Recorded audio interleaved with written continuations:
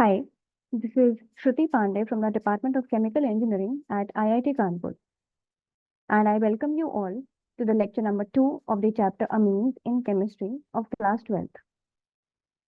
So in the previous lecture, which was the first introductory lecture of amines, we discussed about the structure of amines. Structure में we talked about the geometry, the hybridization, that it is the sp3, the n orbitals, they are sp3 hybridized and all. We also talked about the bond angles. After that, we moved on to the classification of amines. That the amines, they are classified as primary, secondary, and tertiary based on the number of carbon atoms the N is attached to. Or in the other words, we can say that depending, this classification is done on the basis of like how many hydrogen atoms have been replaced from ammonia. ठीक है, तो ये दोनों तरीके से बोल सकते हैं, बात एक ही है. After that, we moved on to the nomenclature. We were discussing the rules of the common name system and the IUPAC nomenclature. Both we have already discussed. So in today's class, we will first discuss the several examples of the nomenclature of amines,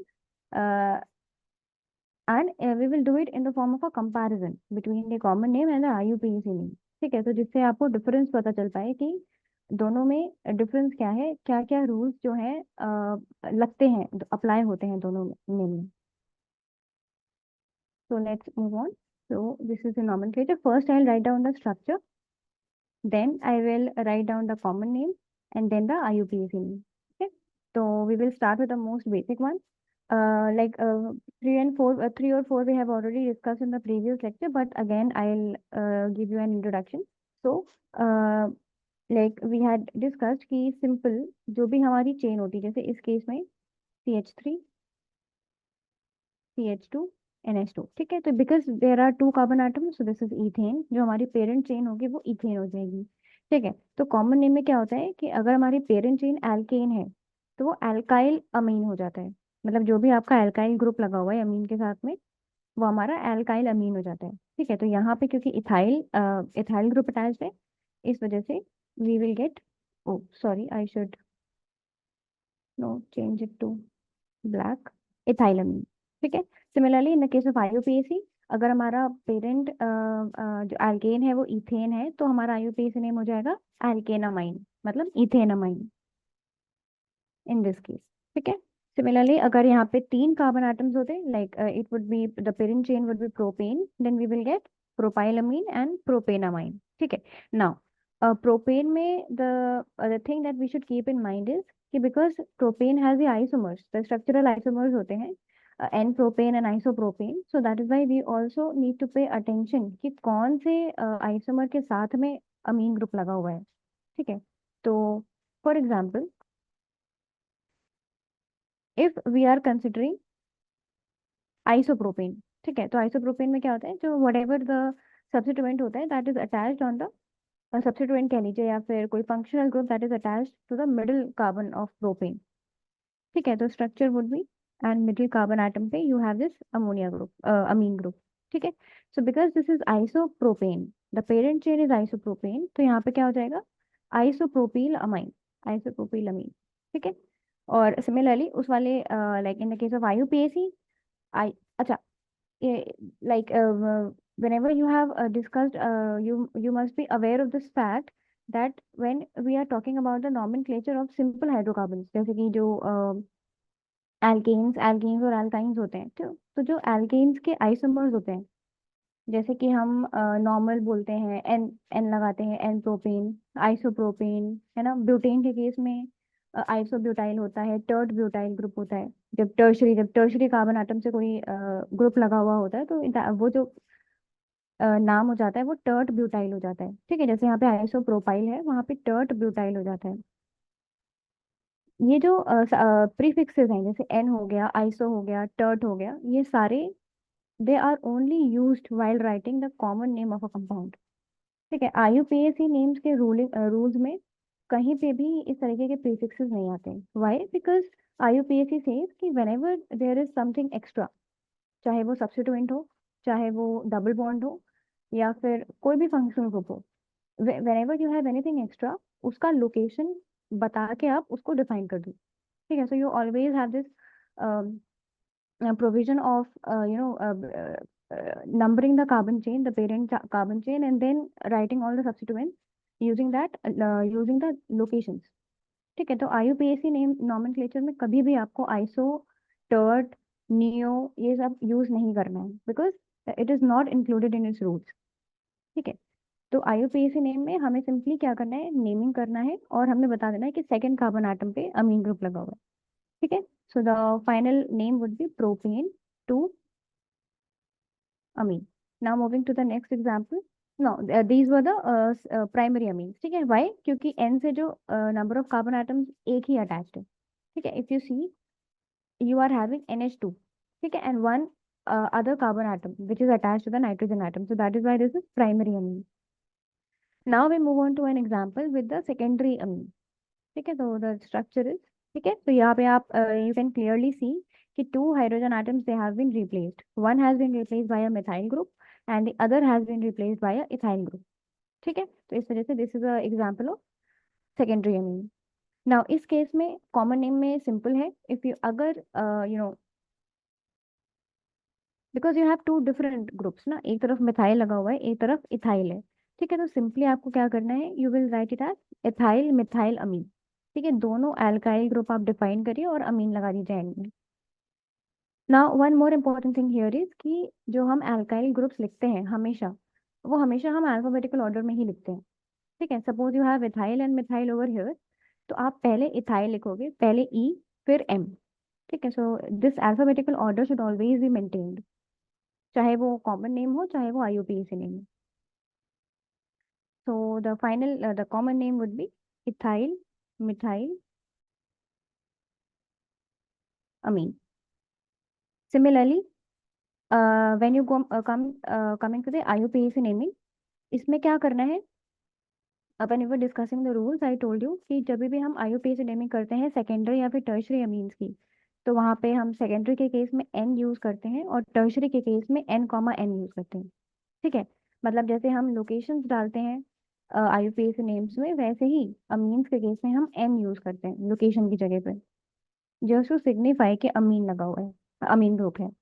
ठीक है, तो इसमें क्योंकि हमारा जो longest chain देखेंगे पहले तो, ठीक है, तो ये वाला हमारा लॉन्गेस्ट चेन है क्योंकि यहाँ पे दो कार्बन एटम्स हैं, तो जो हमारा लॉन्गेस्ट चेन है वो इथेनामाइन हो जाएगा। ठीक है, ethanamine and then N methyl, क्योंकि इथेनामाइन का जो एन है उसमें मिथाइल ग्रुप लगा हुआ है। ठीक है, तो the final name would be N methyl ethanamine. ठीक है, तो इस केस में आपको हमेशा पहले पेरेंट चेन देखनी है, मतलब लॉन्गेस्ट चेन देखनी है। लॉन्गेस्ट चेन यहाँ पे इथेन है, इस वजह से हम इथेनामाइन यूज कर रहे हैं। ठीक है, अगर 3 कार्बन आइटम होते तो ये प्रोपेनामाइन हो जाता। Now now we have the next example is of tertiary amine. यहाँ पे क्या है, you have all the hydrogens of the amine off, और you can say all the hydrogens of ammonia have been replaced by the methyl group. ठीक है, क्योंकि सारे groups जो है सेम है, इस वजह से यहाँ पे ट्राई मिथाइल अमीन हो जाएगा। ठीक है, और IUPAC नेम्स में बिकॉज देयर आर लाइक एक तो आपके पेरेंट चेन हो जाएगी, इसमें सब सेम है तो आप कोई भी एक पेरेंट चेन मान लीजिए और बाकी दोनों विल बी N, सब्सिट्यूएंट। ठीक है, तो एक पेरेंट चेन के लिए आप मीथेनामाइन लिख दीजिए और बाकी जो दोनों सब्सिट्यूएंट्स हैं वहाँ पे N, हो जाएगा। तो this would be N, dimethyl methenamine. Now, this example has a long chain. So, this would be one ethyl group attached to one nitrogen, another ethyl group. Then we have a long chain here. Okay. Well, this compound seems complicated, but there is nothing. Like if you see it from the point of view of nitrogen atom, then simple है, एक तरफ like दो तरफ ethyl group लगा हुआ है और एक तरफ ब्यूटाइल ग्रुप लगा हुआ है, because there are 4 carbon atoms. ठीक है, तो इसमें भी आपको सिमिलर करना है, जैसे अभी कॉमन नेम देखें तो नाउ यहाँ पे because you have di ethyl, ठीक है, और ब्यूटाइल अमीन, क्योंकि यहाँ पे तीनों हमारे जो ग्रुप्स हैं मतलब तीनों सेम नहीं है, सेम होते तो हम सिंपली डाई या फिर ट्राई करके लिख सकते थे, but you have all these all three they are different. ठीक है, दो इथाइल सेम है but you have the third one different. इस वजह से you will write the common name as, क्योंकि आपका जो चेन हो जाएगा वो ब्यूटाइल अमीन हो जाएगा. जब इथाइल अमीन लिखते हैं वैसे ही यहाँ पे ब्यूटाइल अमीन हो जाएगा. And you have two ethyl there, so it would be diethyl alkyl. Alkyl यहाँ पे क्या है, ब्यूटाइल अमीन. ठीक है, ये कॉमन नेम हो जाएगा. और इन the case of IUPAC you will use the N, substituent derivative. ठीक है, तो इसमें क्या हो जाएगा कि similarly you will, the name is almost the same. N, diethyl butane 1 amine. ठीक है, so these are the common name and the IUPAC name. Now the next example is which with a double bond. So you have a NH2 group over here, CH2, sorry, and a double bond CH2. ठीक है, so the common name would be, because ये वाला जो group है ये पूरा allyl group होता है. ठीक है, you must have seen this in the previous chapters also. ये डबल बॉन्ड मतलब ये जो फर्स्ट सेकंड और थर्ड कार्बन एटम से अगर कोई भी ग्रुप अटैच्ड होता है, ठीक है, और फर्स्ट और सेकंड कार्बन एटम के बीच में डबल बॉन्ड होता है, then we call that group. ये वाला जो ग्रुप होता है it is known as allyl group. तो कॉमन नेम यहीं से आ जाएगा, अलाइल अमीन. ठीक है, and in the case of IUPAC आपको क्या करना है, सबसे पहले you need to find out the chain, the parent chain. यहाँ पे एक ही चेन है विद 3 कार्बन एटम्स, तो इसका मतलब प्रोपेन से तो डिराइव होगा. Now you have, because you have only one functional group over here, तो हमारा जो प्रिंसिपल फंक्शनल ग्रुप होता है वो अमीन ही है. ठीक है, तो हम जब नंबरिंग स्टार्ट करेंगे तो हम नंबरिंग ऐसे स्टार्ट करेंगे 1 2 3. ठीक है, तो इसका मतलब 1 वाले कार्बन आइटम पे अमीन ग्रुप लगा है और 2 वाले कार्बन आइटम पे this we have this double bond. ठीक है, तो नाम कैसा होगा, it's simple, but you need to understand कि आपको और भी complicated, if you get the complicated compounds then you need to find out the principal functional group first. ठीक है, इस केस में सिर्फ अमीन है, इस वजह से we are starting it from this the carbon atom which is attached to the nitrogen atom. तो the IUPAC would be prop, 2 पे N है मतलब double bond, 1 amine. Then we have NH2. So basically you are having 2 NH2 groups over here. और दोनों ही primary amine है, मतलब primary amine तो है बट दो प्राइमरी अमीन्स हैं यहाँ पे groups. And you are having 6 carbon atom वाला चेन. ठीक है, तो इसका मतलब ये वाला जो चेन होगा वो क्या हो जाएगा, अगर you were to name the chain portion so that would be hexamethane. ठीक है, but so the alkyl group would be hexamethyl. Hexamethyl, and you are having you are having 2 amine groups, so that would be diamine. ठीक है, so the common name would be hexamethylene diamine. And similarly यहाँ पे जो हमारा parent chain होगा वो hexane होगा, क्योंकि दोनों तरफ अमीन ग्रुप लगा है तो you can start the numbering from any of the carbon atom. ठीक है, वो पूरा सिमेट्रिकल है, तो आप कहीं से भी नंबरिंग स्टार्ट कर दीजिए. So 1 amine group would be on the carbon number first and the second amine group would be on the carbon number sixth. So that is why पहले आप हेक्सेन लिखिए, hexane 1,6 diamine. Now coming to the aromatic amine. ठीक है, so starting with the simplest of all, simple the amine group is attached to this benzene ring. ठीक है, so as I told you, this the common name of this compound as well as the IUPAC, it can be considered as aniline. ठीक है, तो aniline is also an accepted IUPAC name, but if you want to go with the rule, the IUPAC rule, then you can simply write it as benzene amine. क्योंकि benzene आपका क्या हो गया, alkene हो गया, और वहां से जैसे आप एल्केनामाइन लिखते हैं ना वैसे ही यहाँ पे बेंजीन अमीन हो जाएगा.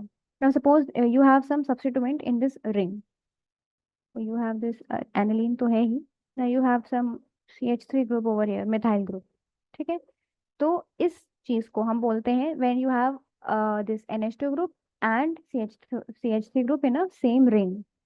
तो उस कंबाइंड उसे हम बोलते हैं toluidine. Let me write down the spelling.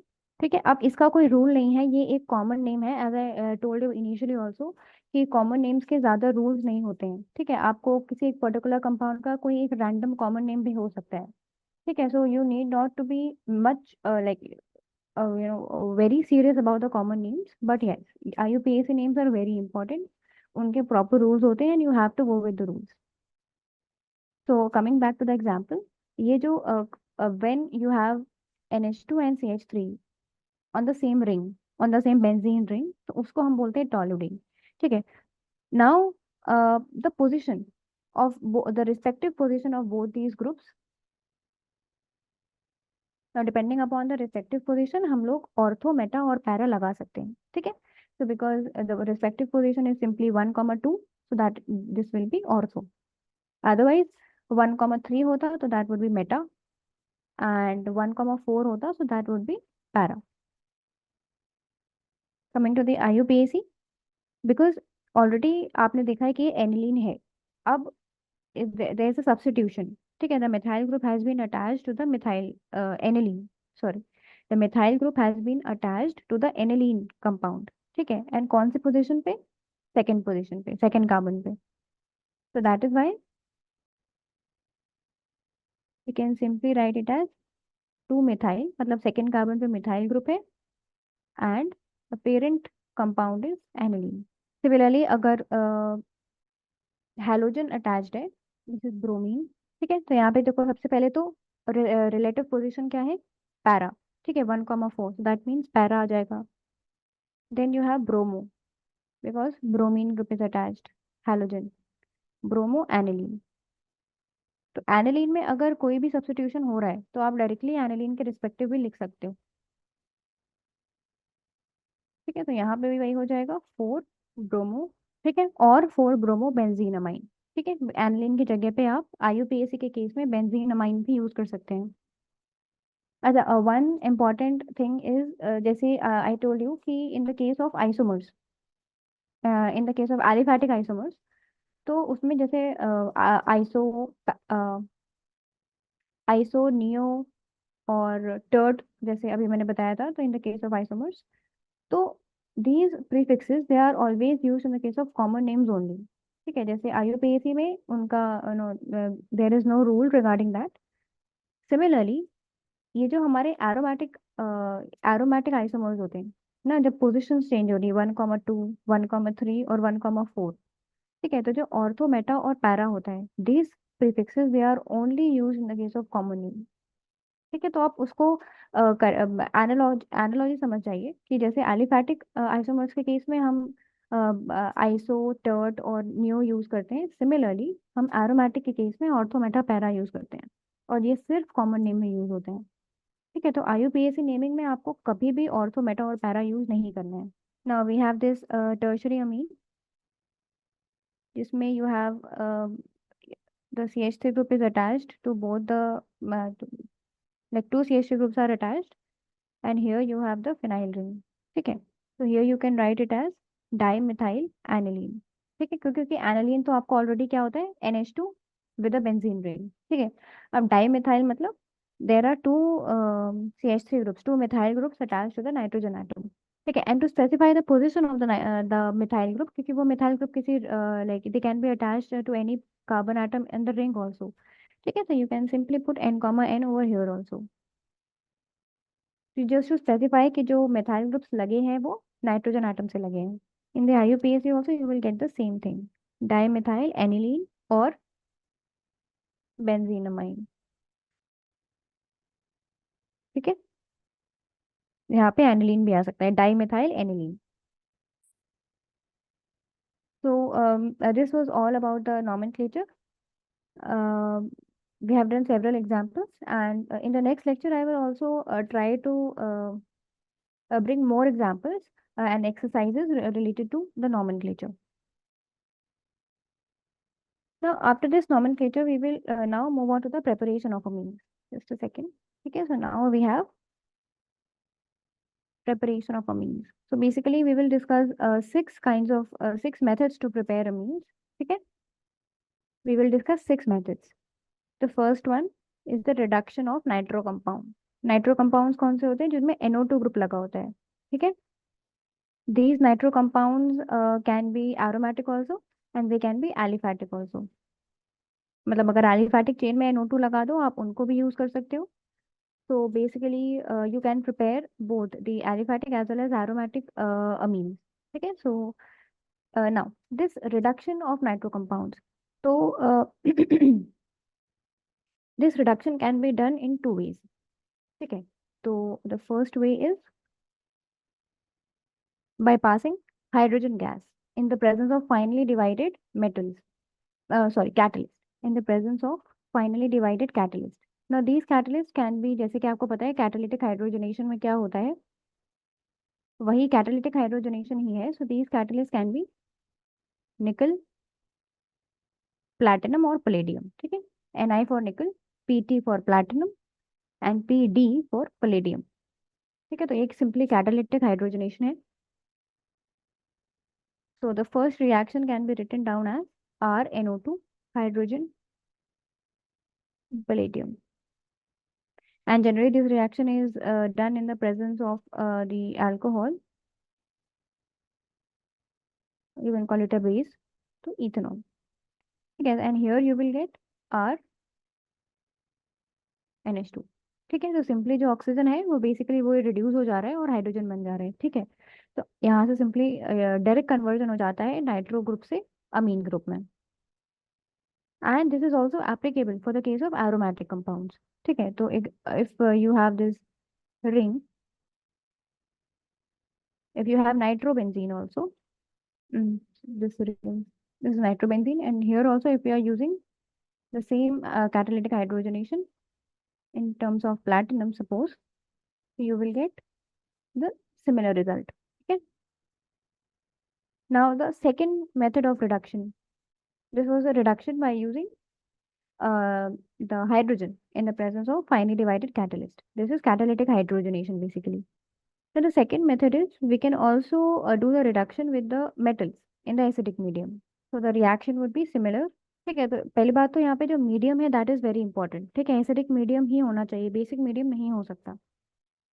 ठीक है. तो suppose I am using tin और the medium is acidic, so that we are use HCl. ठीक है. और I am writing over here. ठीक है. चलो I will write it in the next reaction. This will be RNH2. Similarly, for the aromatic compounds, I can also use iron over here, iron in acidic media. So this acidic media is HCl. Okay, so you can use SN also, tin also, or you can use iron also. Now here it is seen that when we use this iron scrap and the hydrochloric acid, this reaction is being preferred in the industries nowadays. Why? Because जब ये reaction होता है तो FeCl2 is formed. ठीक है. मतलब after the reaction ये जो हमारा अमीन तो बन ही रहा है, साथ में you also get FeCl2. This FeCl2 it will get hydrolysed to release the hydrochloric acid again. ठीक है. तो जो FeCl2 बना, मतलब बेसिकली मैं क्या बोल रही हूँ कि suppose we get FeCl2 after this reaction. ठीक है. When this reaction happens, now this will be hydrolysed again to get the HCl. ठीक है. HCl मतलब हाइड्रोक्लोरिक एसिड दोबारा से बन जाता है ड्यूरिंग द रिएक्शन. ठीक है. तो इस रिएक्शन में क्या होता है, only a small amount of hydrochloric acid is required just to start the reaction. मतलब इनिशिएशन के लिए हमने हाइड्रोक्लोरिक एसिड यूज किया थोड़ा सा. एक बार रिएक्शन स्टार्ट हो जाता है तो जब रिएक्शन होता रहता है तो दोबारा से हाइड्रोलिसिस की वजह से you will again get this HCl again and again. तो हर एक रिएक्शन के बाद आपको HCl मिल रहा है and this HCl is again being used in this reaction. ठीक है. तो हमें अलग से दोबारा ज्यादा अमाउंट में हाइड्रोक्लोरिक एसिड यूज करने की जरूरत नहीं पड़ती. It is only needed for the initiation purpose. ठीक है. सो दैट मीन्स ये वाला जो रिएक्शन होता है, I will highlight this because this is an important point. It can be asked which one is the best metal that can be used for this purpose. Iron is preferred over the other metals. ठीक है. और why it is preferred? Because FeCl2 on hydrolysis forms HCl again. which will be used in the reaction. So this was all about the reduction of nitro compounds to form amines. Now we move on to the next technique, or the next method of preparation, and the second technique is ammonolysis of alkyl halides. ठीक है, तो from the name only you can guess कि ये यहाँ पे ammonolysis आ रहा है, that means somewhere ammonia is involve. ठीक है, अमोनोलिसिस में अमोनिया आ रहा है. ठीक है, तो इसका मतलब you need not to learn everything, आप नाम से ही पता चल रहा है कि अमोनिया इज इन्वॉल्व. तो व्हाट हैपेंस इज कि like whenever alkyl halides on reaction, when they are reacted with the ethanolic solution of ammonia, ethanolic solution of ammonia मतलब when ammonia is a gas. ठीक है, when it is being dissolved in the ethanol, ठीक है, तो वो पूरा solution बन जाता है, वहाँ पे ethanol भी होता है और अमोनिया भी होता है. so now that is known as the ethanolic solution of ammonia. ठीक है, जब हम इसका रिएक्शन किसी भी अल्काइल या फिर बेंजाइल हैलाइड से करवाते हैं, so there nucleophilic substitution reaction happens. ठीक है, like when we were discussing about the alkyl halides और the halo alkenes, we discussed कि जो कार्बन हैलोजन बॉन्ड होता है अल्काइल हैलाइड में, वो वीक होता है and it can be easily cleaved by the nucleophile. मतलब अगर आपके पास अल्काइल हैलाइड है and you have some other nucleophile which is attacking, तो जो कार्बन हाइड्रोजन बॉन्ड हो जाएगा वो टूट जाएगा and that nucleophile can simply attach to the carbon. ठीक है, तो इसको हम बोलते हैं because nucleophile is getting substituted in the compound, so that this reaction in general is known as the nucleophilic substitution reaction. ठीक है, this is, I am writing it down, nucleophilic substitution reaction. ठीक है, इसका मतलब क्या हो रहा है कि न्यूक्लियोफाइल आके सब्स्टिट्यूट हो रहा है. न्यूक्लियोफाइल क्या होता है, NU-. ठीक है, a group with a negative charge. ठीक है, तो ये आके जब अटैक करता है किस पे, RX पे, अल्काइल हैलाइड. ठीक है, तो ये जब इस बॉन्ड पे आके अटैक करता है तो ये बॉन्ड जो होता है ये टूट जाता है, it breaks and we finally get RNU, और X- अलग हो जाता है. ठीक है, तो ये हमने डिस्कस किया था when we were talking about ये हैलो एल्कीन. ठीक है, सिमिलर कॉन्सेप्ट यहाँ पे भी यूज हो रहा है. तो what happens is, so I am writing down the reaction first, this will be easier to explain. तो यहाँ पे जो हमारा रिएजेंट यूज हो रहा है वो क्या हो रहा है, इथेनॉलिक सॉल्यूशन ऑफ अमोनिया. ठीक है, एज आई टोल्ड यू कि अमोनोलिसिस है तो अमोनिया इन्वॉल्व है, so that means ethanolic solution of ammonia is the reagent over here. When this is uh, reacted with the alkyl or the benzyl halide.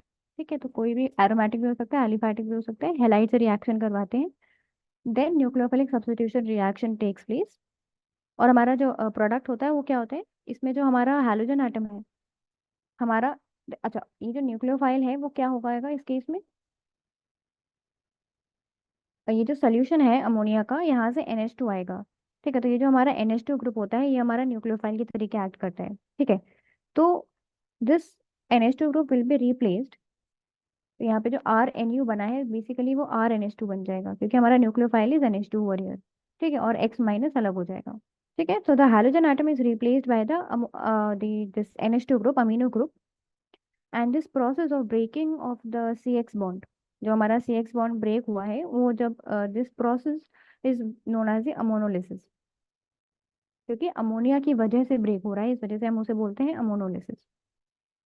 Now an important thing is that this reaction is carried out in a sealed tube at 373 Kelvin. ठीक है, and we get a primary amine using this reaction. Now the important point over here is that the primary amine जो हमें यहाँ से मिलता है product में, it also behaves as a nucleophile and it can further react with the alkyl halide. ठीक है, alkyl halide as I told you उसे न्यूक्लियोफाइल की जरूरत होती है सब्स्टिट्यूशन कराने के लिए. तो when you get the primary amine it can also act as a nucleophile और वो वापस से alkyl halide से react करेगा to form the secondary amine, और सेकेंडरी अमीन जो रिएक्ट करेगा it can form the tertiary अमीन. ठीक है, तो अगर हम ये एक तरीके का चेन रिएक्शन होता है, तो the reaction is something like, I am writing it down, suppose you have some, this is a general reaction, this R can be anything. ठीक है, ये आपका I write it from the starting. ठीक है, तो यहाँ पे आपके पास आर एक्स है which is the alkyl halide. ठीक है, एक्स मतलब हैलोजन। ठीक है, I told you this X can be anything, F C L B R I put it. ठीक है, so this Rx plus your this ethanolic solution of ammonia।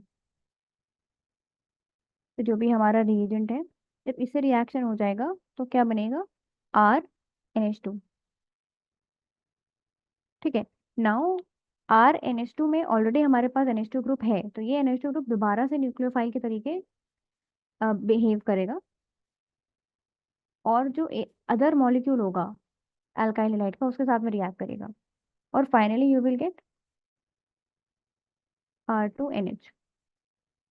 Now similarly ये वाला जो ग्रुप है ये भी हमारा न्यूक्लियोफाइल के तरीके बिहेव करेगा, और it will again act with an another molecule of alkyl halide, and we can get a tertiary amine R3N। और अभी भी the reaction will not stop, again it will react with the alkyl halide to get, finally you will get this kind of a structure, because you will again get one R will be added, so this will be R4N plus X minus, so this is known as a ammonium salt।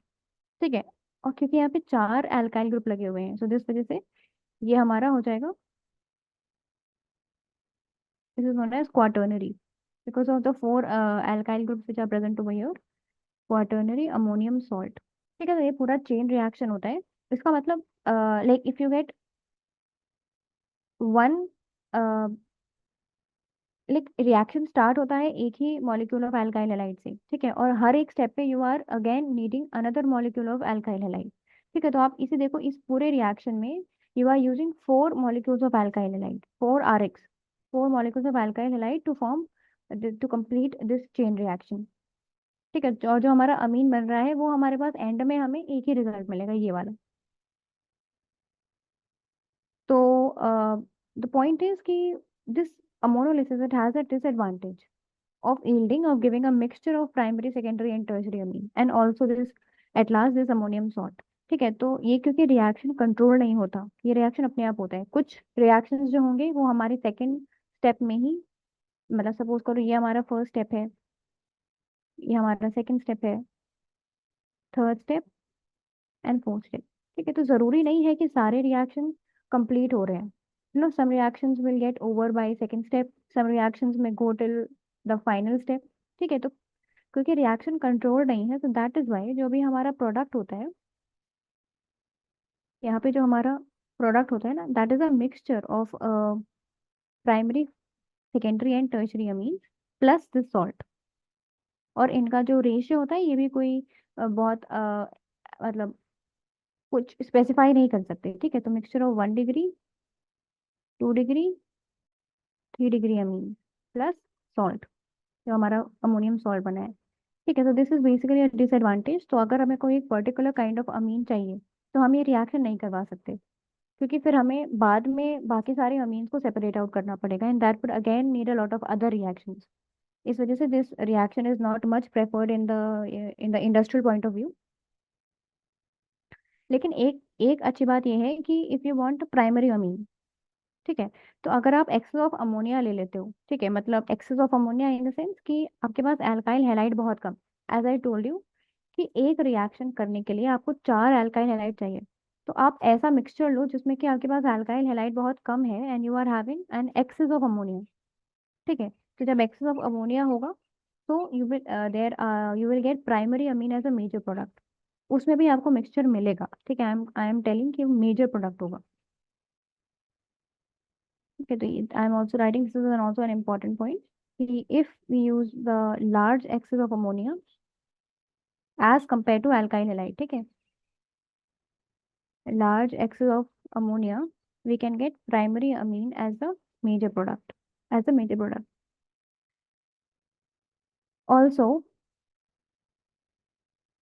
अगर मान लीजिए हमारे पास ये जो ammonium salt आता है, if you want to find if you want to finally get the original amine जो हम इनिशियली यूज कर रहे थे, अगर हमें फाइनली फ्री अमीन चाहिए, ये सॉल्ट नहीं चाहिए, तो हम एक और रिएक्शन करवा सकते हैं, तो दिस यहाँ पे जो NaOH है, this is acting as a strong base, so basically we need to take a strong base, वो KOH भी हो सकता है, NOH भी हो सकता है, ठीक है।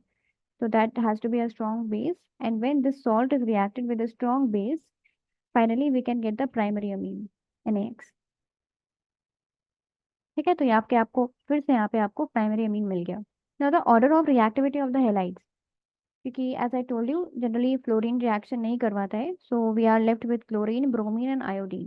सो the order of reactivity is, alkyl halides में Ri will be the most reactive, iodine के बाद you have bromine, and then you have chlorine, sorry, this is chlorine, Cl। Okay, so this is the order of reactivity. तो suppose if you are given chlorine and bromine, ठीक है, तो bromine का reactivity ज्यादा होगा, bromine ज्यादा अच्छे से रिएक्ट करेगा, ठीक है। सो that is why if for the industry purposes if you से iodine, the alkyl iodide is the should be the most preferred reagent to be used over here in this case. This is the order of reactivity. So this was all about the ammonolysis of alkyl halides। ठीक है, तो इसमें I have mentioned out the जो important points है वो मैंने अलग से मेंशन कर रखे हैं। फर्स्ट ऑफ ऑल आपको पता होना चाहिए कि कोई भी रिएक्शन अगर हो रहा है तो उसके पीछे मैकेनिज्म क्या है। Here the mechanism is simply nucleophilic substitution.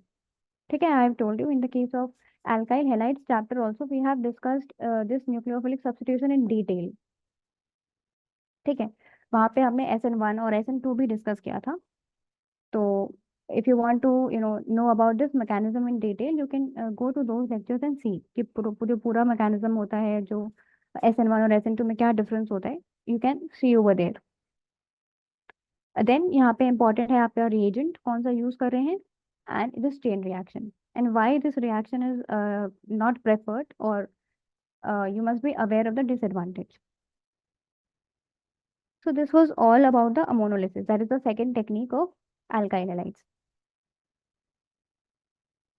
Now the another method of preparing the amines is the using nitriles। ठीक है, as a third method।